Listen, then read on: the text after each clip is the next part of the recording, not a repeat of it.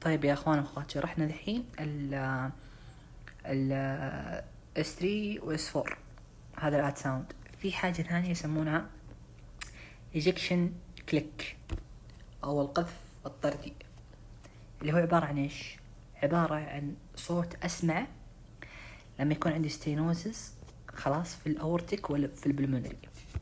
تمام، يعني في تضيق في عندنا في البلمونري والاورتيك فالف. تمام، ويوم افتحها الدم يندفع.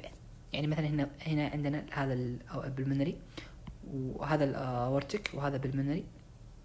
البلمونري يكون فيه تضيق والاورتيك يكون فيه تضيق، يعني في الاثنين.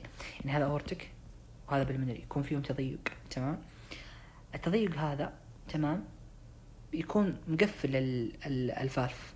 طيب، وفي دم حواليه.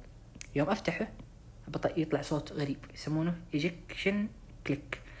هذه تصير دورينج الاس واحد. طيب ايش هو دكتور سعد؟ اس واحد انه نقفل ايش؟ نقفل الترايكاسبيد ونقفل المايترال. ايش يفتح؟ البلمونري والاورتيك فالف. عشان زي كذا اذا كان فيها ستينوسز بيطلع لنا الصوت. نفس الفكرة والطريقة، بس اللهم انه عكس. يسمونها اوبننج سناب. اوبننج سناب من يفتح المايترال والترايكاسبيد اللي فيهم ستينوسز. اي واحد فيه ستينوسز ولا اثنين. تمام، دورينج اس 2 اللي هي ايش؟ دورينج ايش؟ الديستول. حلو. في حاجة اسمها نون ايجكشن كليكس. هذه الحالة تكون في الميترال فالف برولابس. بس كذا خلصنا تقريبا.